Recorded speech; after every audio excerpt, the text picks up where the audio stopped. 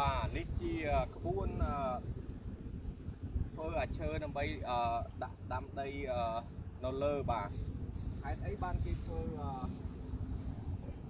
ដាក់នេះឲ្យខ្ពស់ជាងដីធម្មតាទេពីព្រោះគេមិនបាច់ចាំជីករាល់តែឆ្នាំហើយទី2យើងអាចការពារស្មៅផងហើយនឹងយើងអាចរត់ទឹកល្អបាទយើងអាចរត់ទឹកមកយើងបើកទឹកតែមួយកន្លែងនឹងមកយើងមិនបាច់បើកទឹកអស់ហើយទី2ពីព្រោះដីដូចខ្ញុំឥឡូវនេះវាដីវារៀងទាបផងដីវាអត់ស្មើហើយទឹកវាអាចប្រពេះប្របាច់ដូចឥឡូវនេះដើរនេះក៏មានចំបើងនេះក៏អីនេះជន់ទៅសិតតែផុសដូច្នេះហើយអាក្បួនទី1ខ្ញុំបានវាយអានេះរួចហើយឥឡូវខ្ញុំដាក់អានេះដើម្បីខ្ញុំអាចលើកវាឲ្យស្មើបាទឥឡូវយើងដាក់ឡូវ៉ូឲ្យវាស្មើទៅ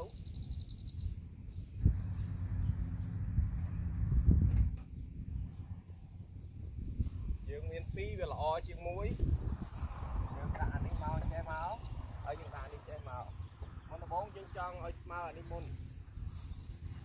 យើងមើលដីតើដីហ្នឹងវាកម្ពស់ប៉ុណ្ណាហើយនឹងយើងយក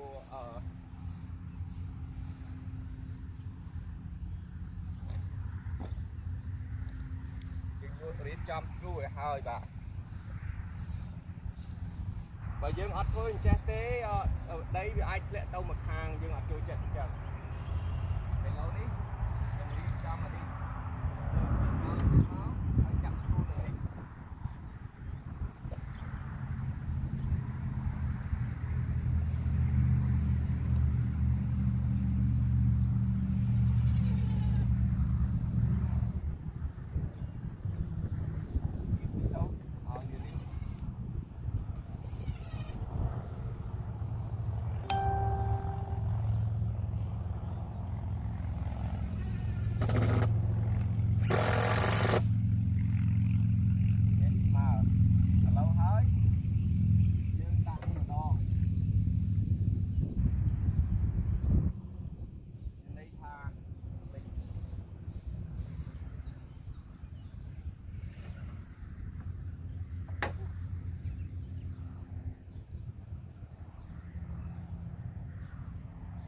លើកខ្ពស់មើលដីវាសើមអី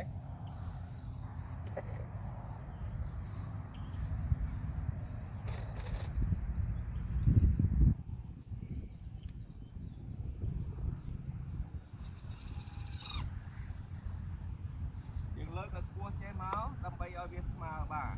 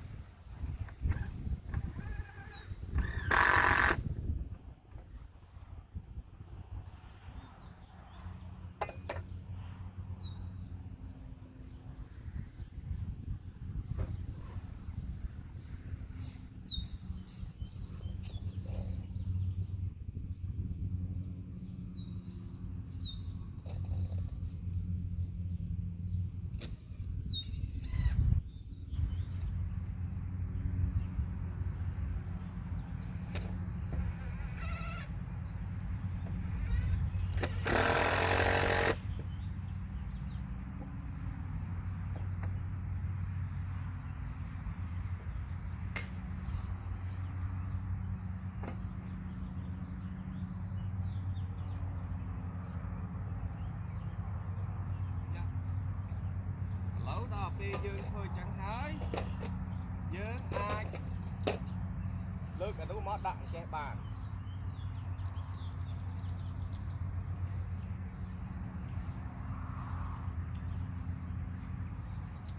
វាមិនស្រាលហ្មងទេបងប្អូនអាយយោឥ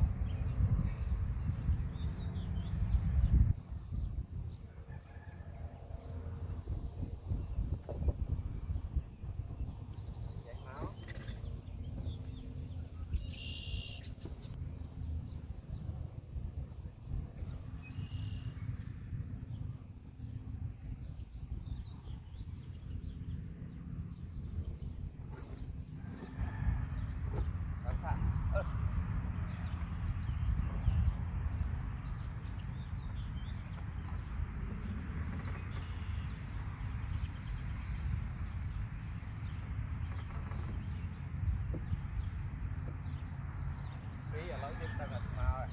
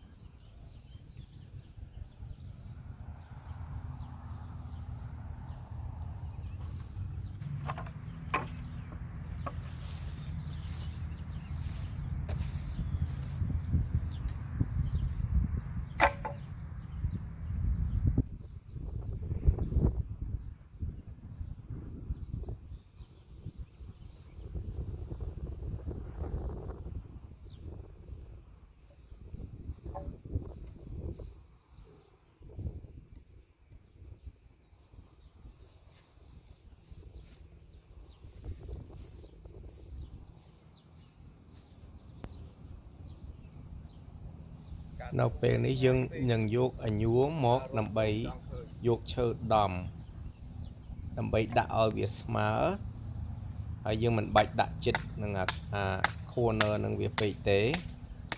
dân bay nằm bấy túc cầm ở việc mù tật tiệt đó là bên này hỡi dân nâng ách dục screw mà chấp địa bàn đã dân đã tầng buôn khang tấu đã tàu tại khang về tế đã khang phần đói bà hayពេលខ្លះយើងដំក៏យើងត្រូវប្រយ័ត្នដែរពីព្រោះធម្មតាធ្វើកិច្ចការអញ្ចេះវាអាចគ្រោះថ្នាក់បានមានន័យថាអាញួរហ្នឹងវាស៊ីដៃបាទញួរស៊ីដៃពាក្យច្រើនពាក្យស្រោមដៃជាមួយផងទៅកុំឲ្យវាមកមីសវានឹងចាក់ដំក៏អញ្ចឹងដែរប្រយ័ត្នមករៀមដៃនិងប្រយ័ត្នដៃបដ ாய் នឹងតែដំខុសមួយសួយបដ ாய் ឥឡូវខ្ញុំដំនេះនឹងខ្ញុំដំបានទាំង4ហើយបើមាន2នាក់វាស្រួលដែរអ្នកឯងយើងធ្វើពិបាកបន្តិចពីព្រោះលើកទៅវាធ្ងន់ហើយពិបាកដាក់ឲ្យស្មើបើបាន2នាក់លើកមកដាក់កូនអាឡ័យទៅដើរលេងណាបាត់លហើយលេងតែឯងសិនទៅព្រោះធ្វើច្រើនដែរហើយក្មេងសម័យនេះយើងដឹងស្រាប់ហើយមិនមែនដូចក្មេងសម័យជំនាន់ខ្ញុំហ្នឹងឬក៏ជំនាន់យើងទេឥឡូវខ្ញុំដាក់នេះខ្ញុំយកម៉ែត្រមកវាស់តើវាស្មើគ្នាអត់ហើយមុននឹងវាស់ហ្នឹងខ្ញុំក៏ចង់ទាញមើលបន្តិចដែរខ្លាចឲ្យវាមើលទៅវាសមភ្នែកពេលខ្លះពេលយើងធ្វើយើងអត់បានមើលទៅគេអ្នកដើរមកថាអ្នកណាធ្វើនេះក៏អាក្រក់ម៉េះមួយវិចស្ដាំមួយឆ្វេងមួយកោងមួយវាមានន័យថាវាអត់ស្មើគ្នាបាទខ្ញុំនិយាយទៅនិយាយខ្មែរខាងធ្វើការចឹងអត់សូវចេះទេពីព្រោះអត់ដឹងគេហៅយ៉ាងម៉េច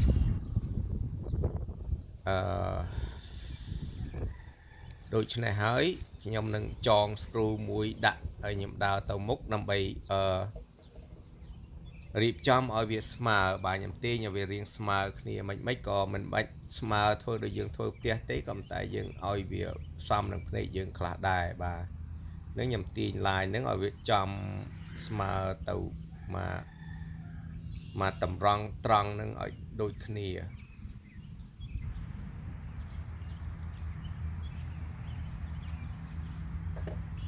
ហើយដល់ពេលចឹងហើយដឹងឲ្យស្មើហើយយើងយកម៉ែត្រមកវាស់មកដាក់យើងចង់ដាក់កន្លែងណាយើងចង់កន្លែងណាកម្ពស់តំណាចង់យកខាងណាខ្ពស់ជាងណាពីចានខ្ញុំយកខាងនេះឲ្យវារៀងឆ្អើតបន្តិចពីព្រោះដីវារៀងចុះទៅតាមអញ្ចឹងដែរខ្ញុំមិនចង់ឲ្យស្មើទាំងអស់ពេកទេអានឹងដូចតែនេះពេកហើយធ្វើតាមតខ្លះវាពោះទៀបកំតែវាពោះទៀបពោះតែកន្លែងតែមួយហ្នឹងដូចកន្លែងដែលយើងធ្វើហ្នឹងគឺយើងត្រូវធ្វើឲ្យស្មើបដ ாய் កុំតែផ្សេងទៀតដល់ថាយើងដាក់ហ្នឹងមិនបាច់ខ្វល់ទេពីព្រោះយើងមិនបាច់ថាអូដីវាមិនដែលហៀទៅមកខាងទេក៏ប៉ុន្តែកន្លែងដែលយើងធ្វើឥឡូវហ្នឹងយើងត្រូវតែធ្វើឲ្យវាស្មើដើម្បីកុំឲ្យវាដីមកខាងទៀបមកខាងជ្រៅមកខាងរាក់ហើយពេលទឹកបាញ់មកវាហៀទៅមកខាងក៏មានដែរហើយយើងមិនចង់បានអញ្ចឹងទេហើយខ្ញុំវាស់មកខាងទៀតដាក់ឲ្យស្មើលើកបើថាលើកអង្កើតទេយកជើងលើកបានដែរយកជើង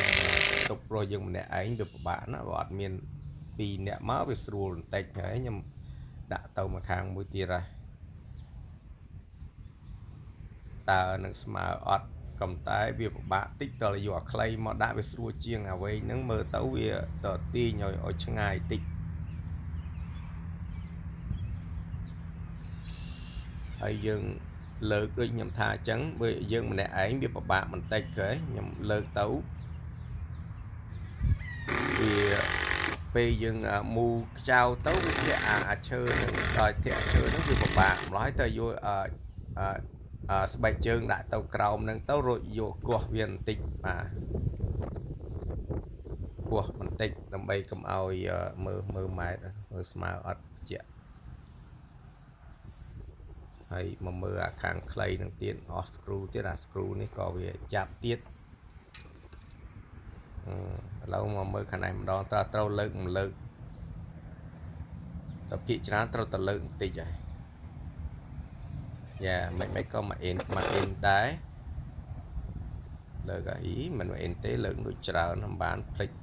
ថតរួចហើយអូភ្លេចខ្លួនឯងលើកប្រហែលជា3អ៊ីនចឹងស្មើ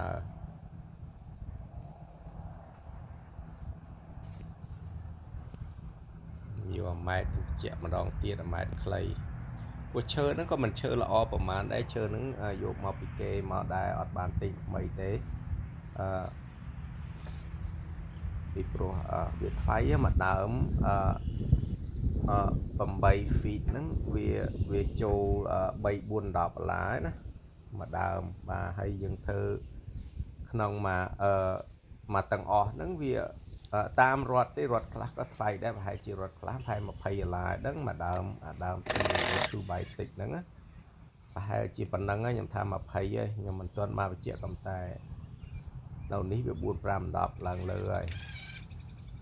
បាទហើយយើងគិតមើលយើងអស់យើងអស់មើល2 4ដើម4ហើយអាមួយដើមចុងក្រោយនឹងទៀតវា2 5 6អស់6ដើមណាក្នុងមកនឹងឥឡូវយើងឧទាហរណ៍យើងគិតថាមួយដើមវា$5-10ចុះមិនបាច់ថាដល់20ទេ5-10គុណនឹង6វាកើតទៅជា90បាទគ្រាន់តែមួយហ្នឹងវាអស់$90ហើយនឹង